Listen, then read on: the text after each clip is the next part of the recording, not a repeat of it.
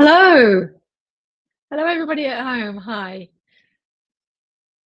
My name is Avril Hepner. I'm from BDA, Scotland.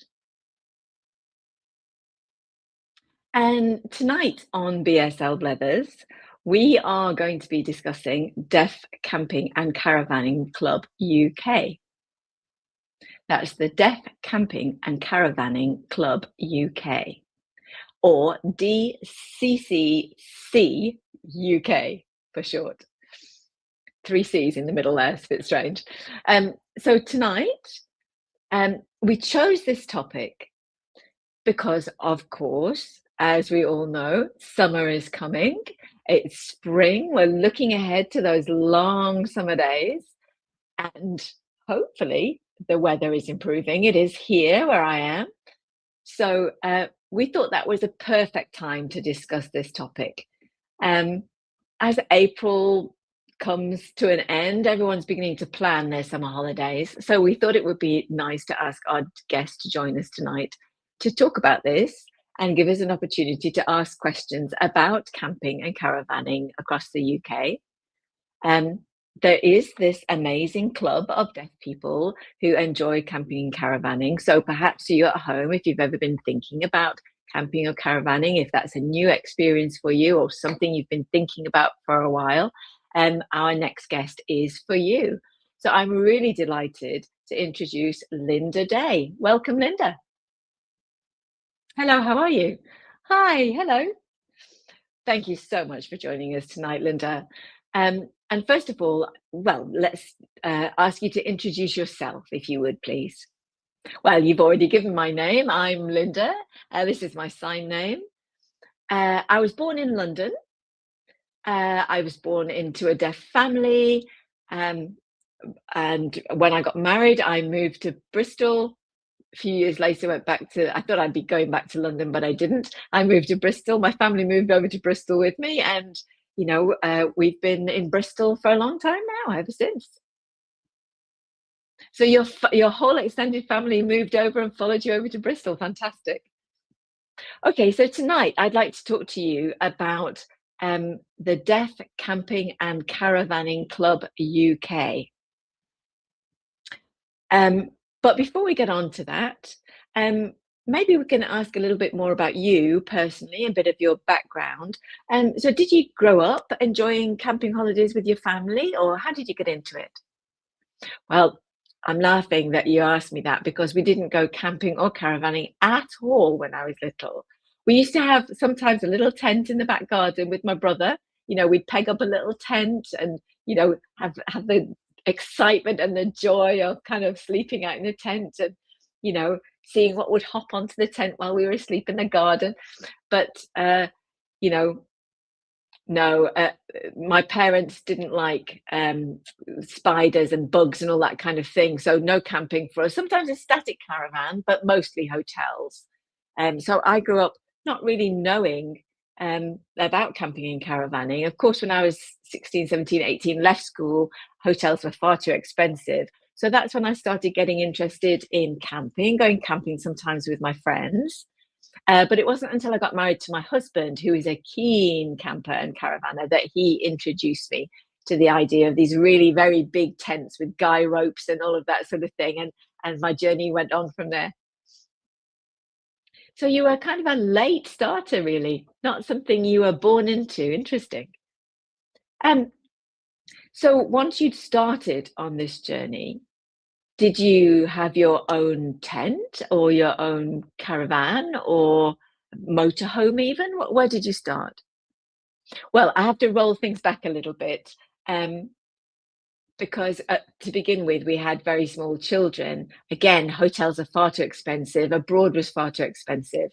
So we began getting into camping and caravanning, and we had initially, my husband bought a trailer tent. It comes in a flat trailer on the back of the car, and you just unfold it when you get to the campsite, and it pops up into this ready-made tent. And that was lovely because we could have adults one side, children the other side.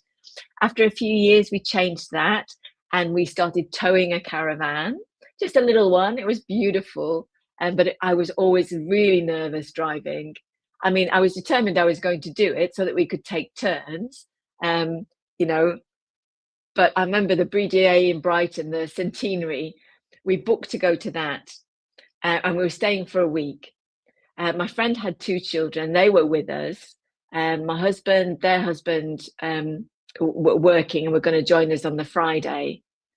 And the BDA event started on the Wednesday, I think, right? So I had to drive all the way to Brighton with this caravan. And actually, it was lovely getting it all set up. And by the time my husband arrived on Friday and the kids went back with him, we took the caravan on with family to France, not across Europe, just France.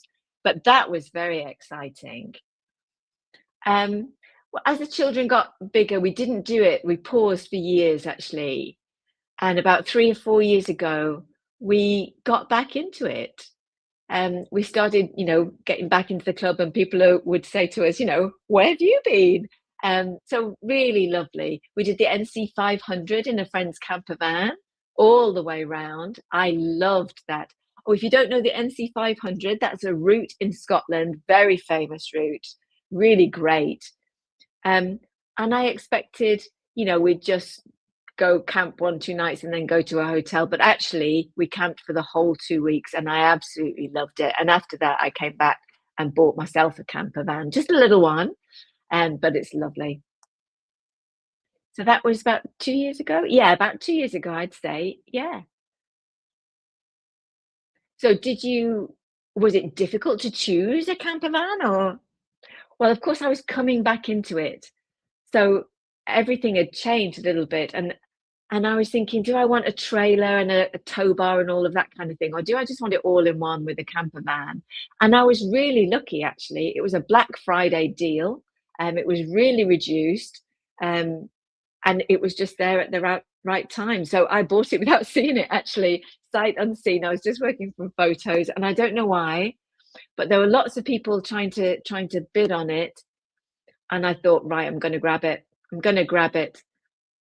And that was on sale in Cambridgeshire. Bought it over in Cambridge, had to drive all the way over. I was terrified when I got there. I was thinking, I hope this van is really nice. Because I hadn't used a camper van before, but I was used to caravan, so I wanted a good spec. Anyway, it was beautiful. I've been using it for 2 years now. And so, are they easy to drive, camper vans? Is it quite smooth?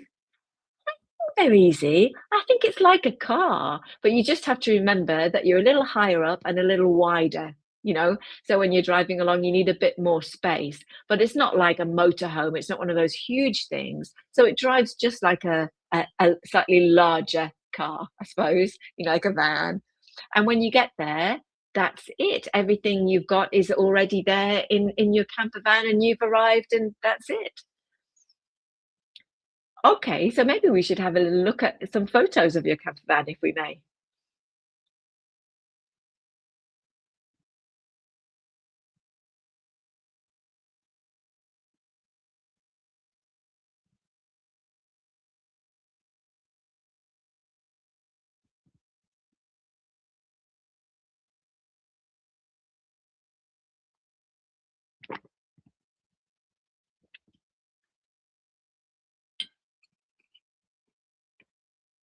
That looks beautiful.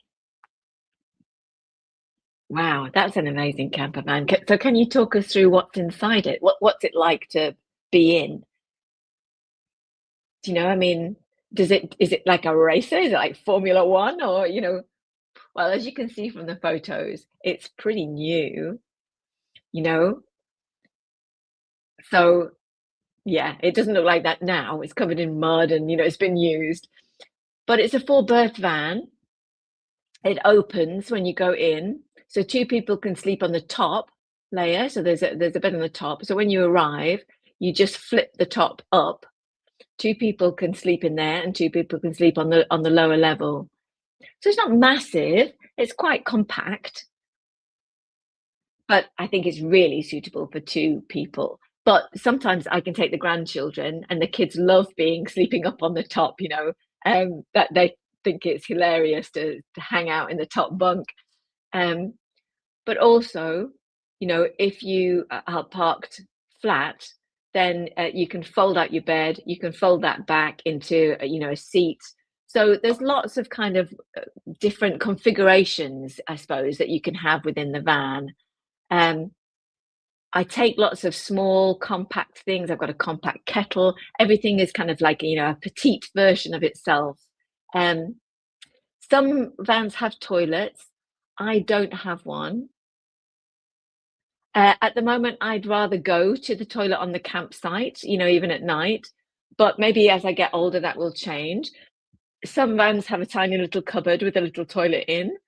Um, some people want a toilet and a shower, and if you want those facilities, you're really looking at a bigger van. I've got a cooker and a little washing up, a little sink, a fridge, and a microwave.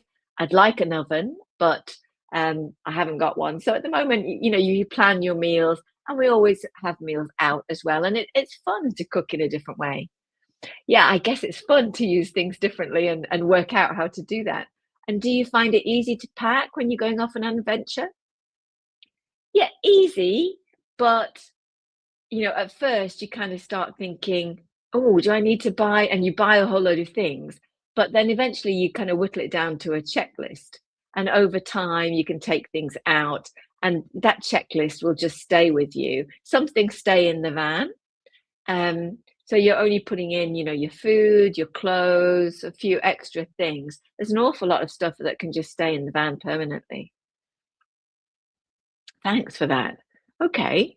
Um, so now can I talk to you a little bit about your group, I suppose, the club, the Deaf Camping and Caravan Club UK? How did that get set up? What's the background to that? Talk to us about that, Linda.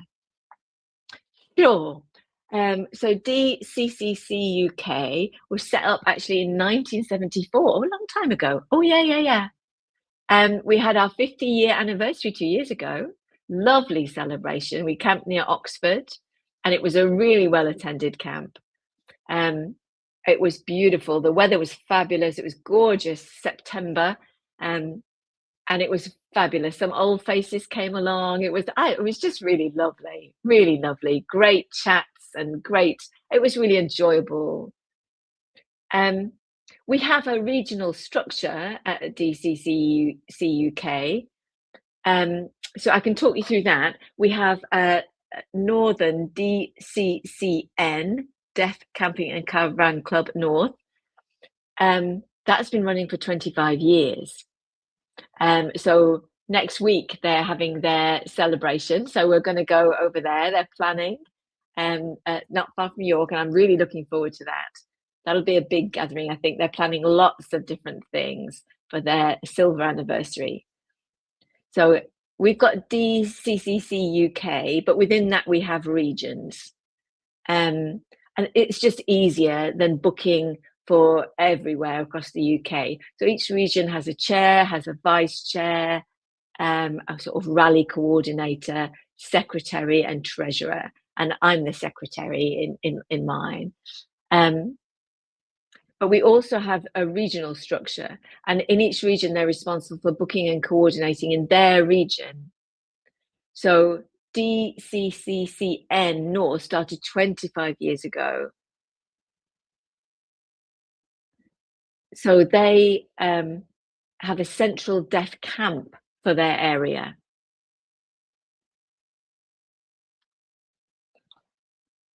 And they have a welcome deaf camp as well.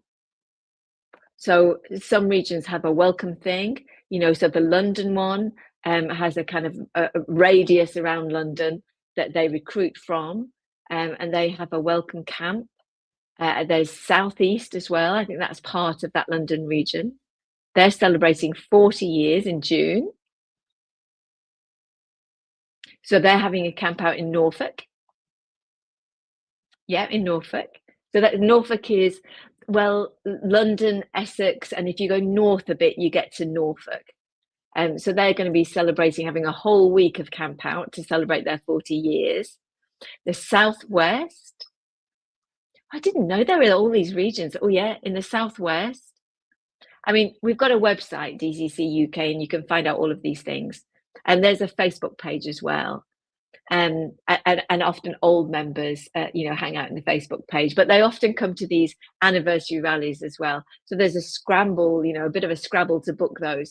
Southwest region was only set up a few years ago, so there are these 4 different regions. It just makes it easier to administer, really. So it was established in 1974.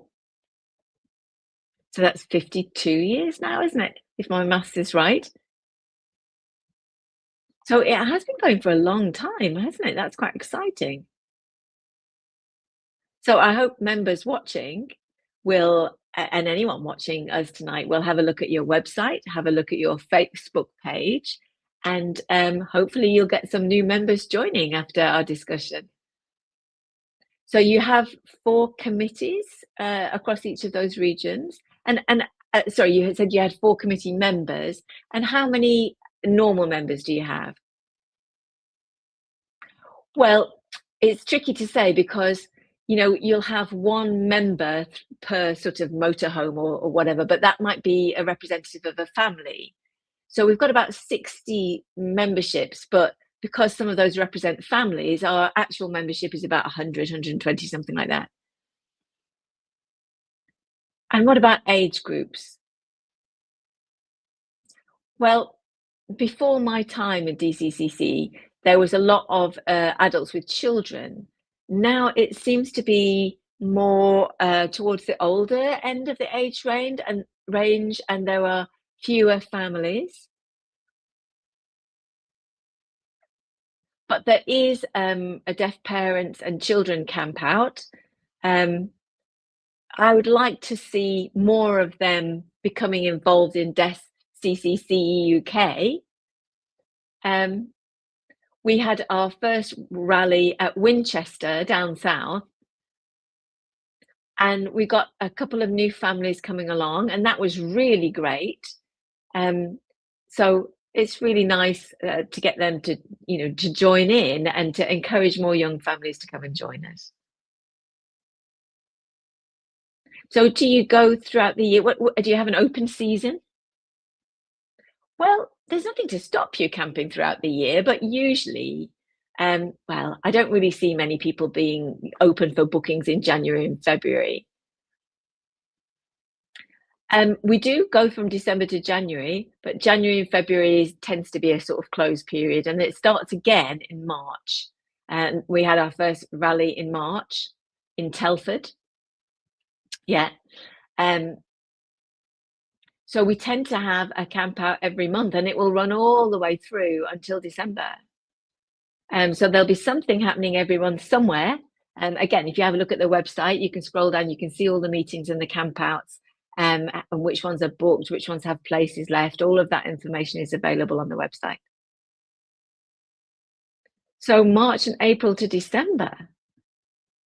But I saw that you mentioned you have a New Year celebration sometimes. Well, I haven't done it yet. I've never gone to a New Year camp, but you have summers are gorgeous because you can all sit around the bonfire in the open air. But we normally always book a site that's near a pub so that you can all go to the pub in the evening if the weather is bad. So, it can be cold in March. So we always make sure we've got somewhere that is within walking distance of a pub. So if it's a bit nippy, you can stay in your caravan, watch television, or do whatever it is that you like to do. Or you can join the group and go to the pub. And often they have, lovely fires going in the pub. They have a meal, everyone sits around and chats. Some campervans, motorhomes have heaters, but I'm not sure anyone would be brave enough to do that in a tent, but you never know. That's a great idea of something a bit different, isn't it? Because you think of New Year, you think of parties, you think of deaf clubs, you think of Kayleys, but I never thought of caravanning. Um, and do as the weather changes, I suppose you've got to be a bit brave. Okay, so socially, can you give us some sort of examples of the kind of things? If I wanted to join, what would I do when I got to a camp out? Is it just about the chats or? Well, normally we would book from, say, Thursday to Sunday. Some people might arrive on the Thursday, some on Friday because of work commitments and whatever. So I'm usually there on Thursday setting things up. Um, but it depends on the weather. Sometimes it's lovely, you arrive first. I'm a marshal, so I make sure that everyone gets in okay, so I get myself set up on my seat and make sure everyone's in. And then we all sit around chatting until it gets too cold, and then we go to the pub. Friday, sometimes we have activities. So some people like to walk, some people like to plan activities, a short walk or a longer walk. Um, some people go to, a nearby national trust house or garden or something, depends what's around in the area. Um, and some people like to just have a local visit, like recently in Winchester, there's a castle and then, there's a ghost story there. So we really enjoyed doing that. So there's usually a variety of things. There's lots of things planned. We play games, sitting around in a circle doing games. It's very deaf culture, isn't it? A very strong tradition. We had a pub quiz recently, an Easter quiz, but it was a quiz about camping to check their members' camping knowledge. And that was really good fun and led to lots of conversations. So there's normally plenty of things to do. Well, that sounds great. There's quite a lot on offer, isn't there? We've just got a couple of questions coming in, Linda. So I'm going to pass over to our audience. And the first question is from Zam, who says, isn't there anything in Scotland? Will there be one in the future? Oh, I'm delighted that you've asked me that question, Sam, because when I became secretary, I've been a secretary for about 1.5 years of DCCC UK. And we're called UK, but it seems to be England. Where's Scotland? Where's Wales? Where's Northern Ireland? So I was concerned about that, and I brought this up. And I would love to see more campers and caravanners from those regions joining us. The northern group very often pop over the border, and it's like Moffat, Galloway, those kinds of places. Oh, so Dumfries and Galloway, yeah, exactly. So we've had camps around there. So it would really be nice if we had some more Scottish people joining us. So I would encourage you to go along to our website, and at the end, when there's a kind of registration, click on that and ask. We would really like, we're not asking you to become a member straight away. Membership runs from January the 1st to December. So if you're interested, we encourage you to come and join us. If there are places left, just come along and join us on a camp out, see if you like it. And if you like it, then become a member. So we always welcome people to come along and give it a try out. Because it can be a new experience, And if you want to buy a new camper van or something like that, it's really useful to get the support and the knowledge of the group to help you make that decision. So we encourage people to come along and try things out first. Thank you, Zam. I hope that answered your question. I mean, I'm kind of quite interested, so maybe some of our viewers are as well. And maybe we can work out some kind of way where, we come and camp in England and you come back up to Scotland. Well, I'd like to add that we have a 1-week annual holiday, and it would be great if we took that in Scotland. That would be lovely. I mean, Scotland's a bit far for some of us in the south of England to come for a weekend, but for a week, that would be fabulous.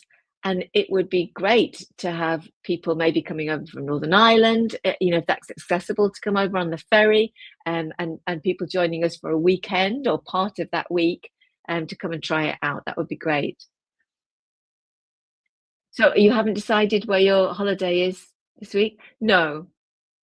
We've got a 40-year anniversary in June, as I said, in the southeast. We've got quite a few bank holiday weekends. So we've got one of those in North Wales. So we've got a few things planned. But you do have your annual holiday as well as these other weekends. Oh, I see. Okay, lovely. Fabulous. I think Sylvia wanted to ask a question.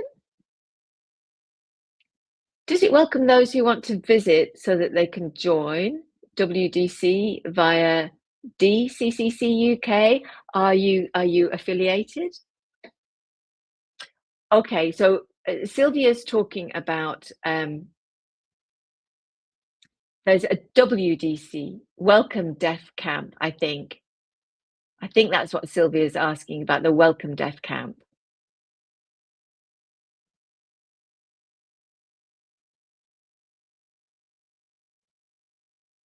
And you can access that through DCCC UK. Okay, that's clear. Thank you. Thank you. So, Welcome Deaf Camping and DCCC UK work together. That's lovely. We've got another comment from Zam. He says also camping for New Year's Eve is a great option for dogs who don't like fireworks, as camping grounds usually don't allow fireworks. Is that right? Well, camping sites don't usually allow fireworks, no. There's normally a fire, a campfire, but not fireworks. But in November, there is a special firework event. So we tend to go there for fireworks. So people with dogs tend not to join us for that one. Yeah, because as you say, dogs don't like fireworks. I hope that answers Sam's question. Okay. But right, camping sites usually allow animals. It's always worth double checking, and we do double check when we book. You know, because often we see families with dogs, and that just makes it more welcoming. Sylvia's quick response from Sylvia saying, yes, she was talking about the welcome deaf camps. Thank you, Sylvia. Thank you for that clarification. We've got Judith and Funnel who's asking a question. She said, last went camping in Hope Valley and we hired a village hall to keep ourselves warm and we played fun games in the hall. That's right. That's a good example because at Easter, we took the long weekend. Easter, lots of people have different signs for Easter, don't they? So the Northern group went to camp in Hope Valley, which is in the north. It's the Peak District, really. And it was really well attended. They booked a little village hall there. And, some campsites have fabulous halls and, facilities of their own. But one of the things that we have is an AGM in September every year. We always have to find somewhere that has a room. But this was really useful. They said, we could use the hall every evening. They had a pub nearby, but it was really rammed every day. So we used the hall in the evenings to bring our own drinks, play games, and it was really welcoming. It was really terrific of them to allow us to do that. Are there campsites that you've been to that you've thought, oh, we're not coming again? Or are they all the same?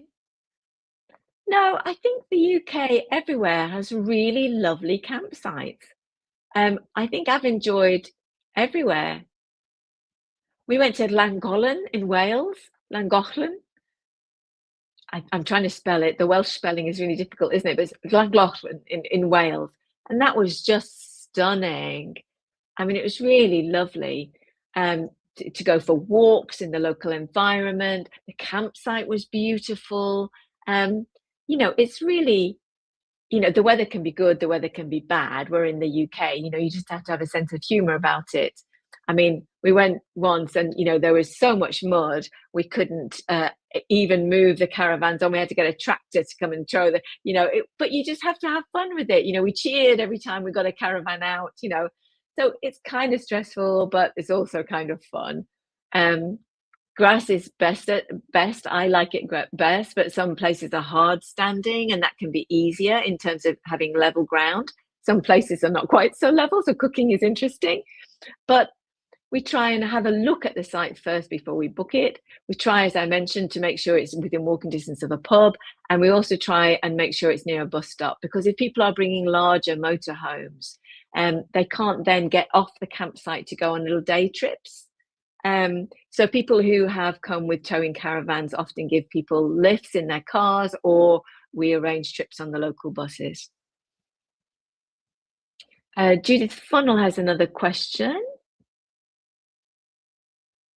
Oh, she's still talking about hiring the hall, and she's saying everybody there agreed to pay £3 for hiring the hall. Yeah, I mean, it depends. Sometimes the funding will cover it. Sometimes If it's something that you repeatedly want to do, then members will add an additional contribution. So it depends. Okay, so why did you feel it was important to set up a deaf camping and caravan UK club? Well, historically, deaf people love to get together, sit round in a circle, chat. Um, and these days we're all at home in our own little worlds, in our own homes.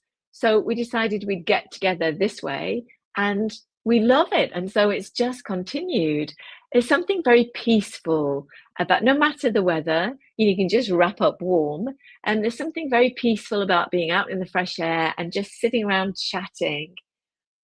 Um, And there's one guy who I should mention, who's Derek Beresford, and he has been going regularly to our events for 50 years, and his wife, Sandra, for 48 years. Um, and they've never had a pause like me. I took time off to have kids and came back. They have continued going camping and caravanning throughout their lives, which is fabulous. We recently had a little presentation for Derek for his kind of long service to camping and caravanning. 50 years.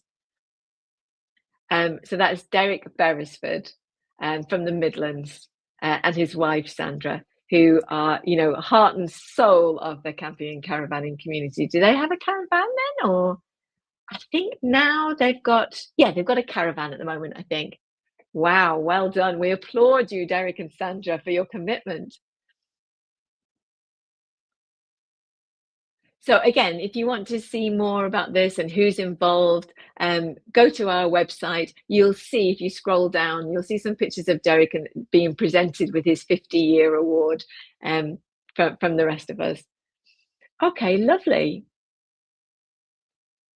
So wow, that's from 1974 to wow, that's 50 years. That's amazing commitment, isn't it? Wow, wow.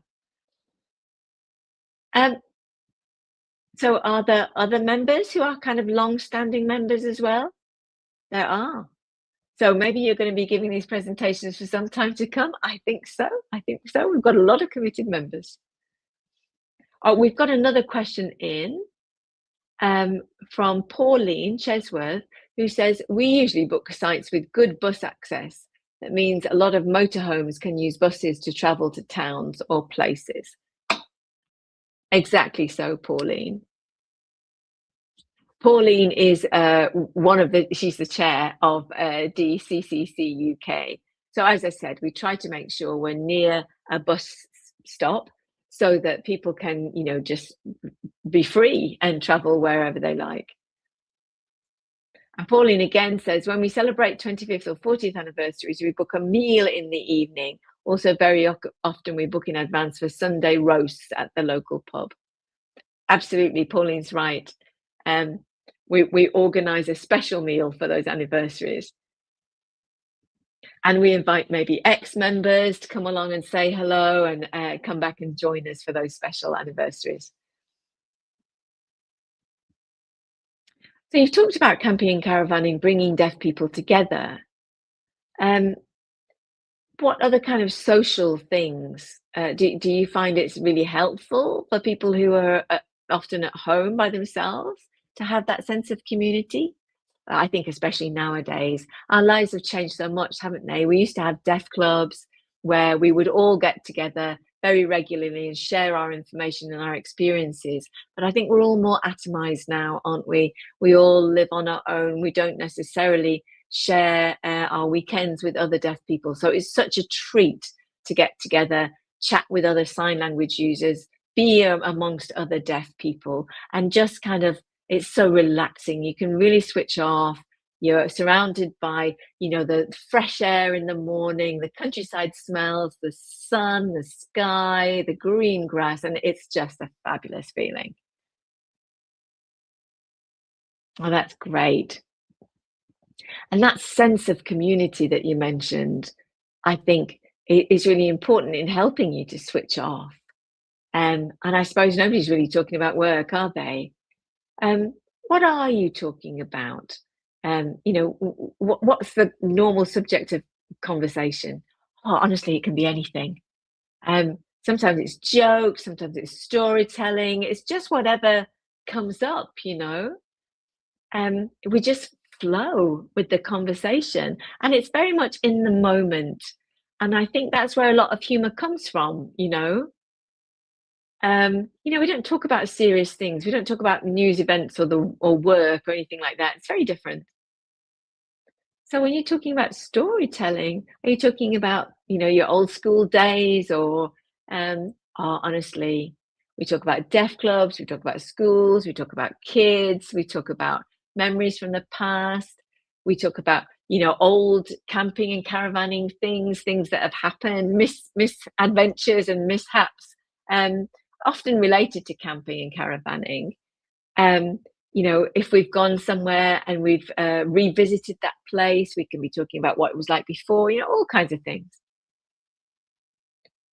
So you're not talking about serious or worrying things. Are you concerned about the future, or are you concerned about the future of camping and caravanning? Are there any grey clouds on the horizon as far as camping and caravanning is concerned? Well, there is some concern that many of us are getting older and we'd like to recruit more young people with families. It's lovely to see kids running around a campsite, and we see less and less of that. We do enjoy it when families join us. So it would be great to have more people sharing in that because, as the older people pass away, that's, I think, a concern for us. So you'd be encouraging more young people and families to join. And I suppose for those children, they're seeing role models, aren't they? And there may be perhaps events that would encourage younger people to come along and join in and find out the death camping and caravanning heritage, I suppose, and stories from the past. It's true. I mean, we've got a lot to think about. We've got a lot to do because we're not connected in Scotland, Wales, Northern Ireland, as your questioner mentioned. So we've got a lot of outreach work to do, I think. Um, and part of that is out getting through to young people with young families who may think of camping and caravanning as perhaps a bit boring and a bit staid. We need to show them how exciting it can be.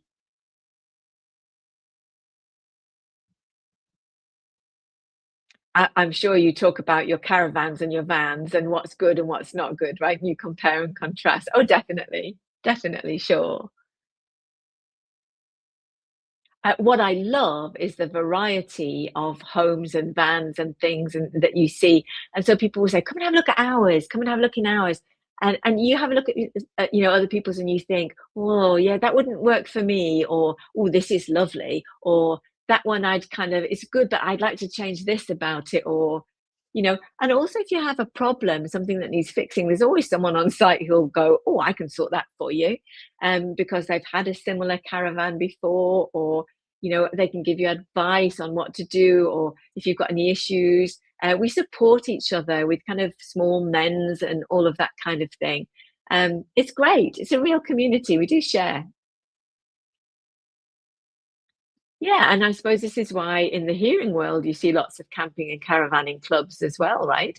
And it's just that deaf people don't have access to that in the same way. So to have a deaf camping and caravanning club where you can share that information, those experiences, that's great. Um, I want to show a couple of photos now, if I may, Linda.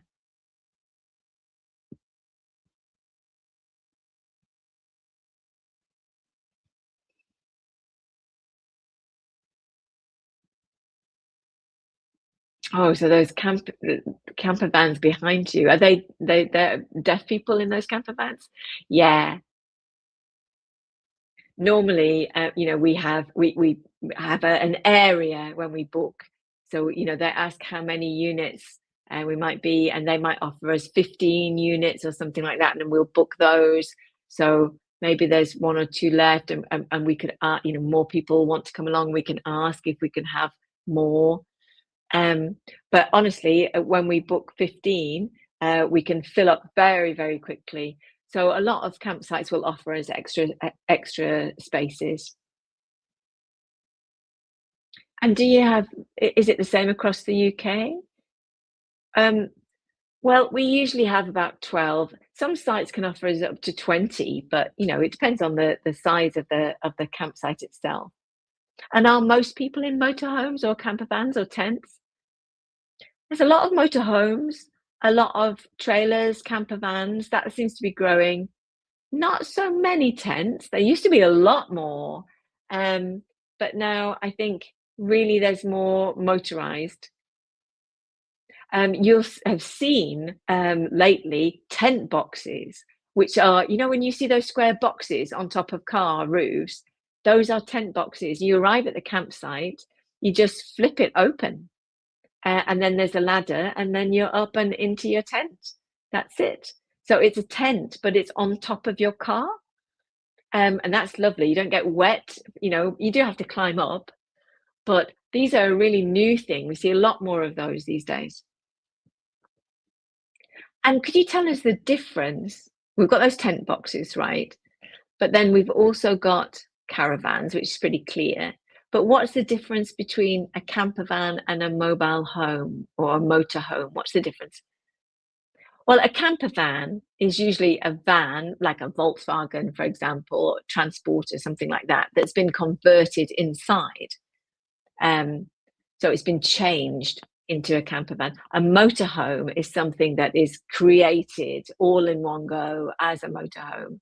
So it's a kind of caravan on wheels, I suppose. Really, well, all caravans are on wheels, but a caravan with an engine that drives. Camper vans tend to be smaller.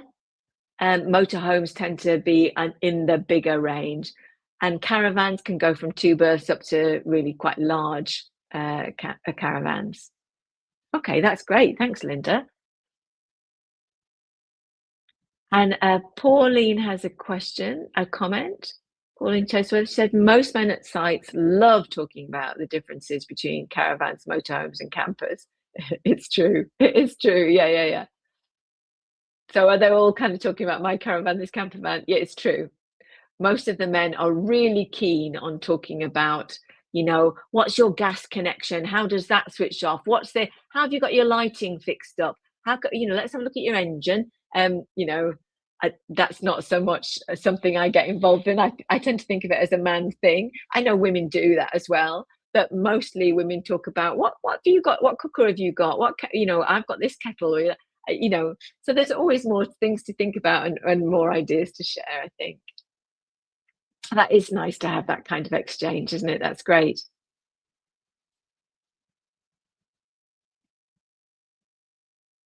Just looking at my questions now and thinking, um, are there any particular stories or memories that you'd like to share with us from your camping experiences? Well, there's lots of stories, but I'll pick one. This one was from when my children were small, um, and they used to love it. Um, so we went for one weekend. It'd been beautiful weather, but it had been raining in the week prior. So the land was kind of muddy.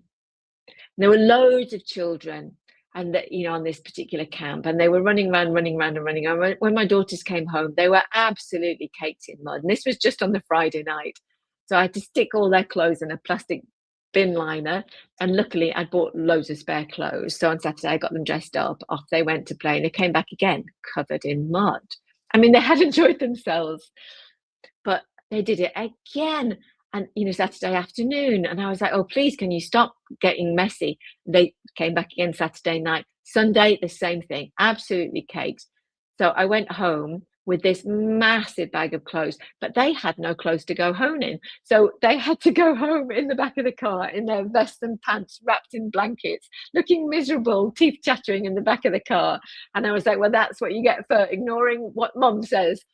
But I mean, I didn't shout at them about getting muddy, because that's what camping and caravanning is all about. It's about freedom for children. It's about joy and fun. But I did have to scrape that mud off when I got home, and it took 3 washes before I got those clothes clean. So I really remember that. We always have a giggle about that. But just the freedom of those children running around, learning about nature, interacting with nature, a really lovely thing to have growing up. Absolutely, that's great. So deaf families might be thinking about that. Any other stories, Linda, that you could think of to tell us? Oh, a lot of lovely fireside stories and game playing that I've got really lovely memories of. But there's one I remember which involves again my daughter. Um, and the deaf community used to be very collective. As I say, we've become quite atomized, but we used to be very collective. Anyway, my daughter was off playing with all the other kids, and the deaf women, we wanted to make sure we were underneath the awning with the television because we wanted to watch Return to Eden. Apologies to young people who won't know this, but it was a long-running serial on the television. We all loved the gorgeous vicar in it, and we wanted to see the last episode. Um, so we were watching this, and someone said, "Where's your daughter?" And I was like, "Oh my God, where's my daughter? Where is my daughter?"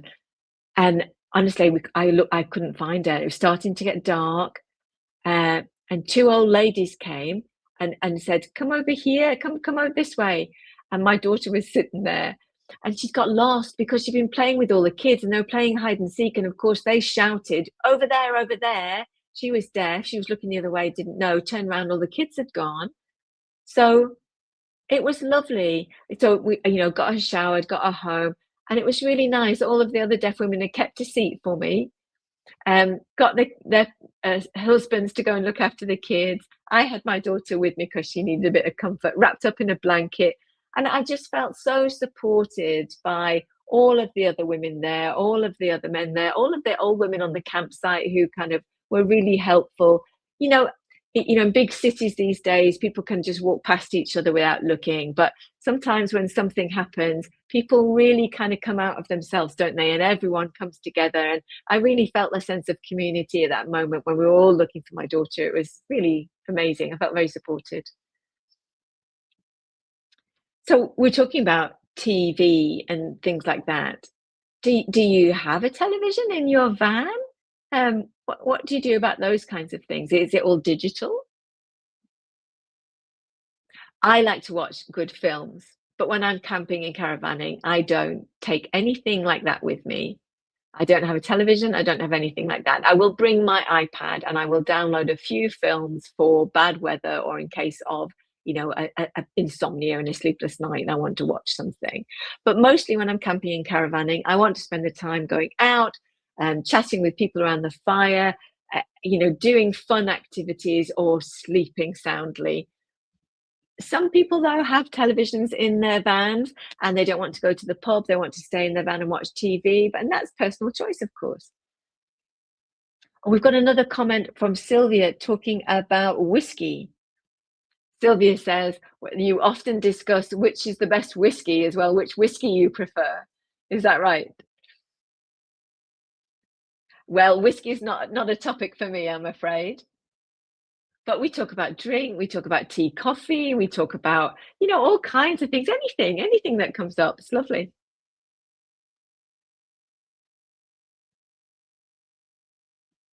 I'm just looking at this name here. This is Mackle1, who says, "Hello, our DCC North members will visit Moffat on May the 21st till the 25th, um, and we can give you information about DCCCN." Lovely. Again, I would encourage any viewers to have a look at our website, contact us, and we can put you in touch with the chair, the secretary, the regional rep.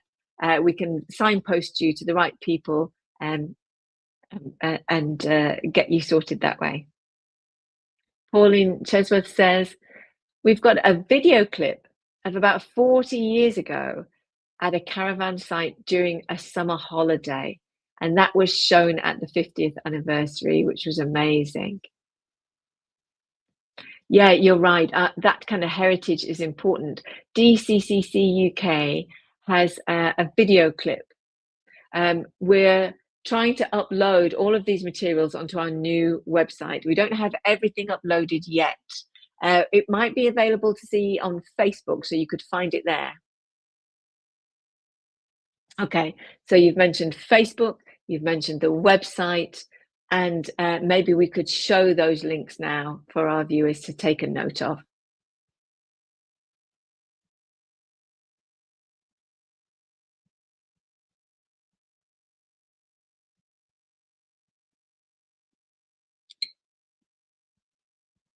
Great. So when people go along to the website, what are they going to find, Linda? Well, as I mentioned, this is a kind of new website we're just developing. We're trying to update it to make sure it's an easy click to, easy click journey to get to the information you need straight away, rather than having to go through, a number of different portals. So modern technology now obviously is much more advanced. So we're hoping to make booking easier, finding sites and events easier, regional connection easier, to see who is, where, doing what. And that's really important. Um, and obviously for us, it's really important to keep our website updated. Um, so with this new technology should be able to do it all. And we should be able to put more reports and photos onto that website. We haven't finished doing that yet, but it's in process. And so the bottom on that photo had more information. Yeah, at the bottom of that, you could see that we've got sponsored, thank you, from the BDA, also RAD, and a whole host of other deaf organizations. And let me talk to you a little bit about that sponsorship. That was crucial to us because you have to pay to subscribe to a website provider, and that subscription goes out every year. And what we didn't want to do was to ask members for an extra, pass that fee on to members. Um, so we thought instead we would go to sponsors. They would help us to set up the website, and in return, we would provide a link on our website to their website. And hopefully, because of this sponsorship, we'll have a much better all singing, all dancing website because of that sponsorship. So we're very grateful. Oh, thank you. That's a great idea. And I hope that helps you to keep it going. Um, but if I can ask you, Linda, um, what are your hopes for the future in terms of the club and in terms of camping and caravanning? Well, we're hoping to see more families join us. We're hoping to get a much more diversity of age range. It's great to have the older people, but it would be really nice to have younger people too. We'd like to develop the regions a bit more. We'd like to include Scotland, Wales, and more people from Wales joining us, more people from Scotland joining us. Northern Ireland, I know isn't easy, but we could always do our 1 week holidays there. So it would be really nice to have people from Northern Ireland involved. Maybe we can also link up with clubs abroad, who knows? And I think you might have frozen Avril. So I'd just say I'd like to see, I don't think it needs to be enormous, um, but I'd like to see lots of bookings because more bookings is more choice for our members. Sometimes things are happening, events are happening at the same time in different parts of the country. And I think that kind of variety is really important for people. And it looks like Avril's coming back again. So I'm just waving at her. Is she coming back? Oh, no, I can't see her. Oh, oh dear.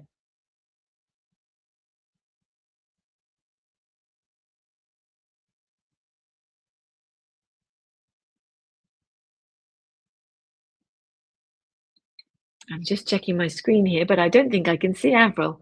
I might wait for her to come back. Technology, huh?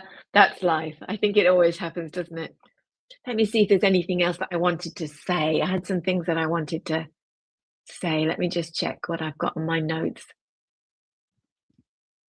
Maybe I'll wait a bit for her. Is she coming back in? Hello, Avril, is that you?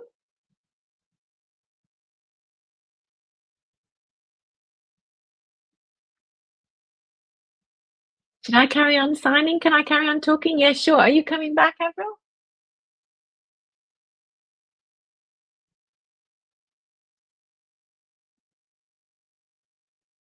Okay, well, I'll carry on if that's okay with you while you try and get back in.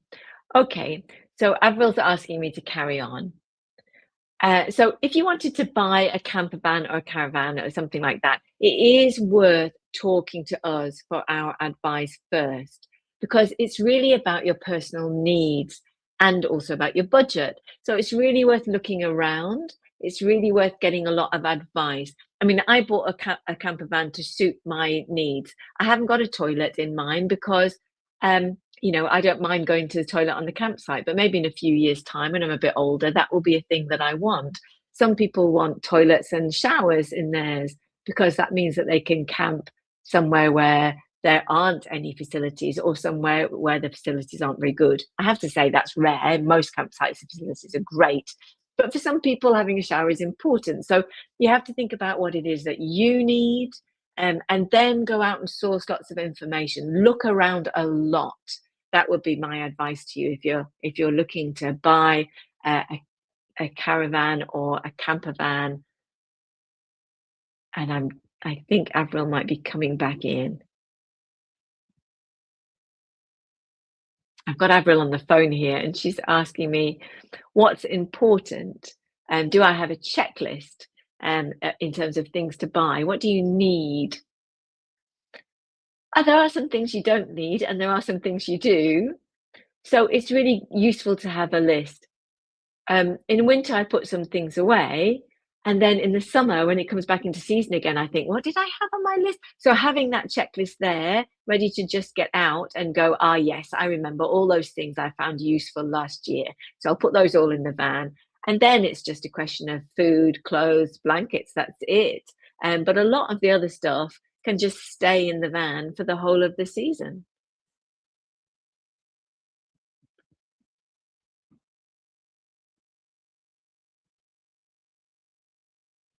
And Judith Funnel's question has appeared on screen. She says, some years ago, DCCCC went abroad, but now it's quite expensive. Any more questions from any viewers? Because I'm happy to answer anything in the last few minutes that we have remaining. We seem to have lost Avril, but I know there's been some discussion recently about going abroad, but of course, obviously, the price of that has increased, and that can be off-putting to some people. So we tend to go more UK based, and really, there's so many lovely places in the UK. Like I mentioned earlier, Llangollen. I'd never been there, and it was stunning. And I think there are so many beautiful places to visit across the British Isles that I don't think we need to go abroad. I've got another question coming in that I'm just reading now. I think it's really important to have a look at the DCC UK website and have a look around, play around, click on all the links, have a little explore. And if you have any questions after you've done that, then get in touch with us. We're always happy to either send you an email or reply in sign language video, whichever you prefer. And we're always keen to welcome new faces from Scotland, Wales, Northern Ireland. Come along and join us. We'd like to see you. Thank you very much for watching. Bye, everyone.